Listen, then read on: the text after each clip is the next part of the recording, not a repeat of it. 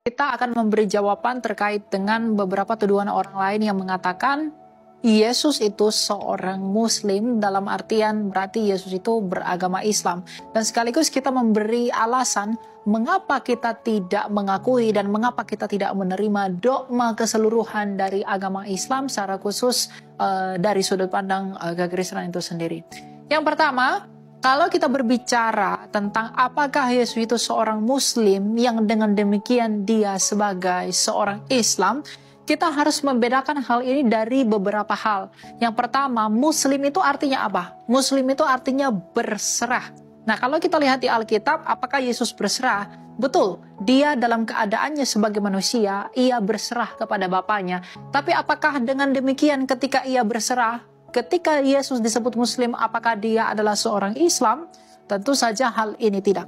Kalau kita belajar dari sejarah, kita tarik dari sejarah, Yesus Kristus lahir di kota mungil Bethlehem kurang lebih pada tahun 4 sebelum Masehi. Nah, sedangkan kemunculan Islam itu baru ada 700 tahun kemudian di abad ke-7. Tuhan Yesus itu naik dan terangkat ke surga kurang lebih pada tahun 30 Masehi. Pada usianya yang ke-33 tahun setengah. Jadi ketika Tuhan Yesus itu sudah selesai melakukan pelayanannya pada usianya yang 33 tahun itu, lalu dia naik terangkat ke surga setelah kematian dan kebangkitannya, lalu apakah mungkin dia itu mengimani ajaran yang datang 700 tahun setelah dirinya terangkat ke surga? Tentu tidak.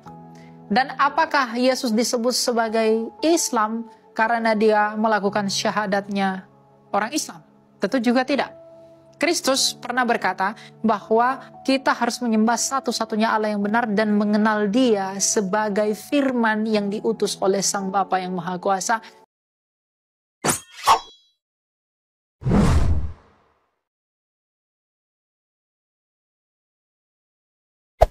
Hey there. Subscribe to my channel. And also press this bell icon. Bismillahirrahmanirrahim.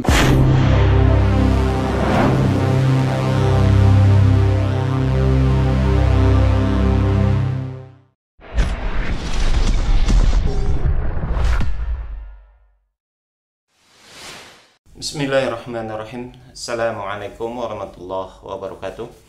Alhamdulillahirabbil alamin. Salatu wassalamu ala asyrafil anbiya'i wal mursalin wa ala alihi washabihi rasulillahi ajma'in. Rabbi shrah li sadri wa yassir li amri wahlul 'uqdatam min lisani yafqahu qawli.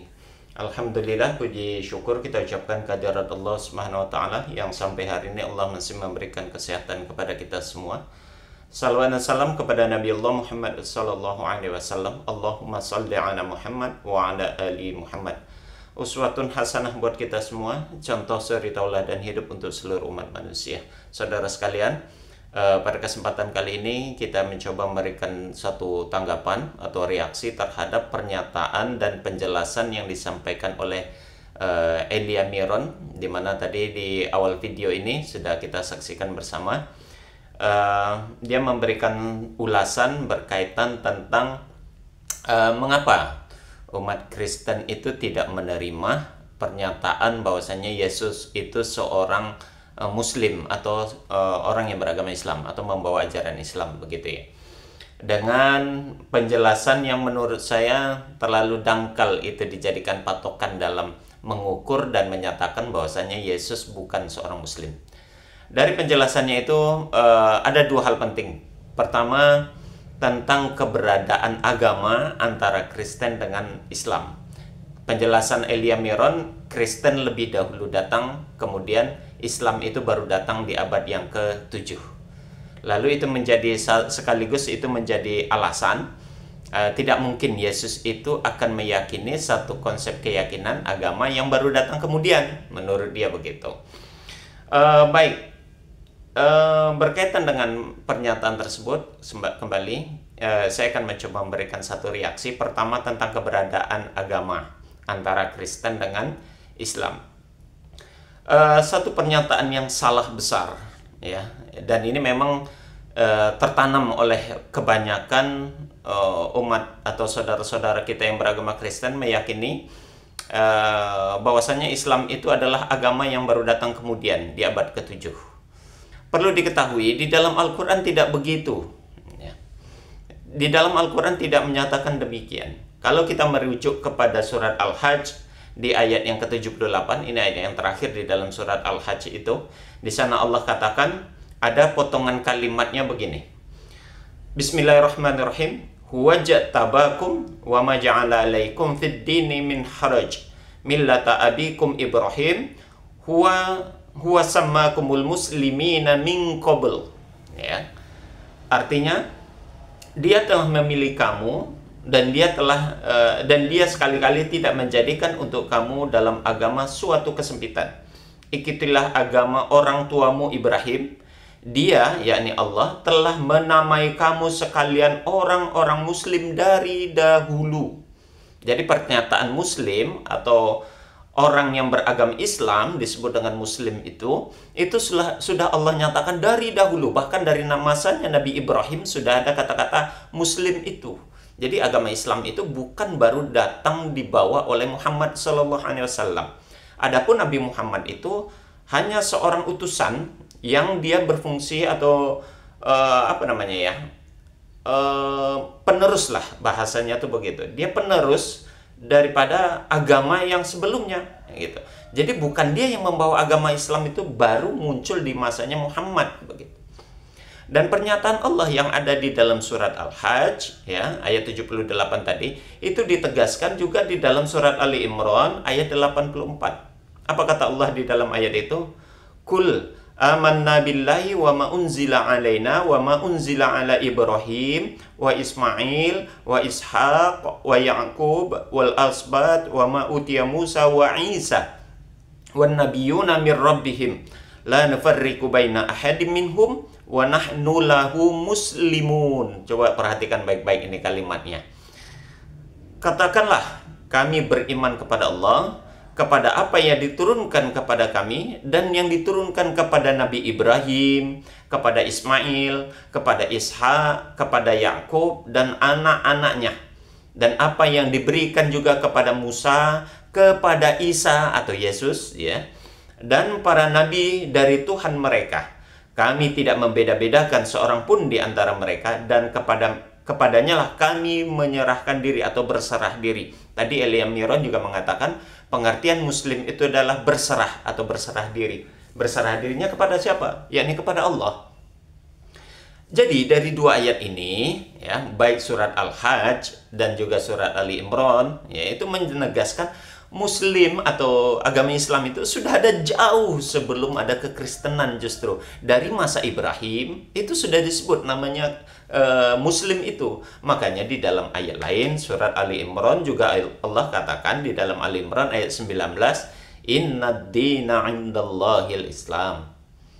Agama yang diridhoi di sisi Allah itu ya agama Islam. Dan di dalam Ali Imran juga ayat 84 ditegaskan, wa may yabtaghi ghairal islam dinan fala yuqbala minhu wa huwa fil akhirati minal khasirin. Siapa yang mencari agama selain daripada Islam, maka sekali-kali tidaklah akan diterima agama itu ya daripadanya, dan dia termasuk orang-orang yang merugi. Jadi tentang posisi kedudukan agama antara Islam dengan Kristen, salah besar kalau dikatakan Islam itu baru datang di abad ke-7. Salah besar. Fakta di dalam Al-Quran itu menyebutkan Islam itu sudah disebutkan. Bahkan di dalam Ali Imran ayat 84 tadi dikatakan Yesus sendiri atau Nabi Isa itu dikatakan di situ, wa nahnu lahu muslimun.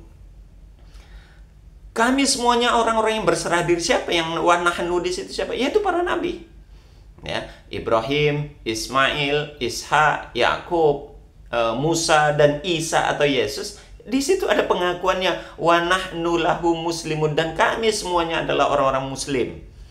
Orang-orang yang berserah diri, kalau pengertian artinya muslim itu begitu. Jadi la nufarriqu baina ahadim minhum, dan tidak ada yang beda-bedakan antara satu dengan yang lain. Kemudian berkaitan tentang kekristenan sendiri yang dia mengaku bahwasanya Kristen itu sudah datang di abad-abad awal ya. Itu juga salah besar sebetulnya, tentang kekristenan itu sudah ada dari awal. Kenapa saya katakan juga itu merupakan kesalahan dan kekeliruan besar? Ya, pertama, kata-kata Kristen itu baru muncul di kapan? Apakah dari masa Yesus hadir? Tidak. Coba nanti dilihat dari Kisah Para Rasul 11 ayat 26. Apa bunyinya di sana? Mereka tinggal bersama-sama dengan jemaat itu 1 tahun lamanya, sambil mengajar banyak orang di Antioquia. Itulah ya, murid-murid itu pertama kali disebut Kristen. Ayat ini diperkirakan baru muncul ya, baru ada itu tahun 40 atau sekitar antara 40 sampai 44 Masehi. Dan sebagai perlu kita ketahui, di saat itu Yesus sudah tidak ada, karena Yesus sudah diyakini oleh mereka mati di kayu salib itu di tahun ke-30, 30-an, sekitar 30 sampai 33 Masehi, antara sekitar gitu. Jadi sekian tahun kemudian baru munculnya ayat. Nah, Yesus tidak pernah mendengar kata-kata Kristen waktu dia masih hidup. Dan tidak pernah mendengar itu ada ajaran yang dia bawa, dan tidak pernah dia menyebutkan ajaran yang dia bawa itu adalah ajaran Kristen. Jadi Kristen yang mana yang dimaksud dengan si Elia Meron? Dia sendiri kan Protestan, Elia Meron itu. Protestan itu baru muncul di abad ke-16, 15-17 Masehi. Yang pencetusnya di situ ada Martin Luther. Dia memprotes dan dia tidak menerima ajaran-ajaran gereja, sehingga dia memisahkan diri. Itu baru munculnya di abad ke-16, jauh setelah Islam itu muncul. Kok dia ngaku-ngaku Kristen itu sudah ada di abad-abad pertama, Islamnya yang di abad ke-7. Oke lah, taruhlah dia ada di abad ke-7. Abad ke-7 ini baru ada di abad 16, jauh ke belakangnya itu. Nah, jadi apa yang dijelaskan oleh Elia Meron itu tidak logis dan tidak berdasar gitu ya. Kemudian kalau kita pahami tentang kekristenan secara keseluruhan, di samping kata-kata Kristen itu sendiri bukan muncul atau belum muncul di masa Yesus itu masih hidup di atas dunia, baru setelah sekian tahun kemudian baru ada kata-kata itu, dan Yesus tidak pernah mendengar.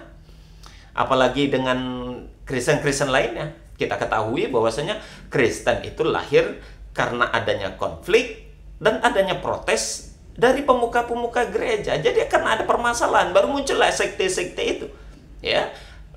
Katolik dengan Ortodok misalnya, itu baru muncul kan di tahun 1054 Masehi, karena ada perselisihan ya,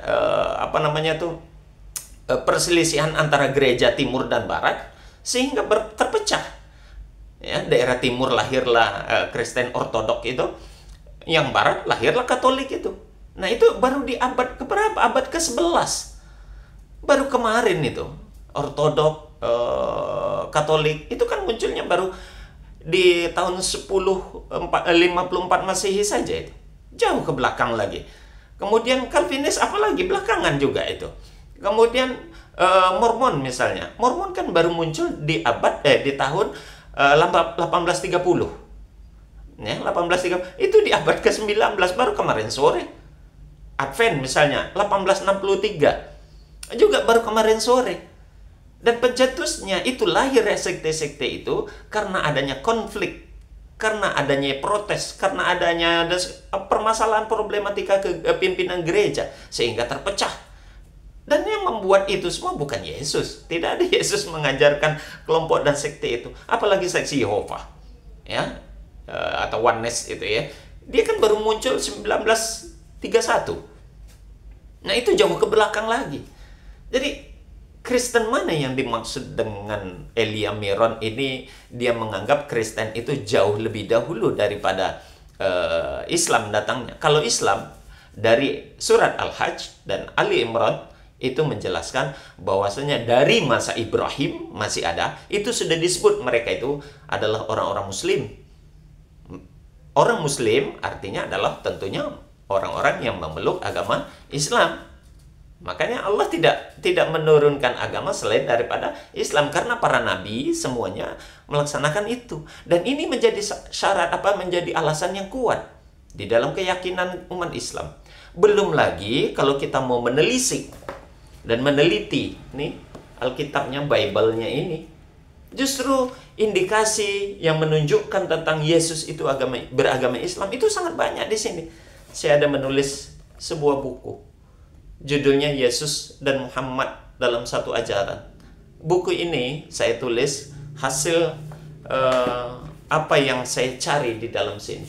Dan saya banyak menemukan bahwasanya Yesus itu dan Muhammad, dia tidak mengajarkan ajaran yang berbeda.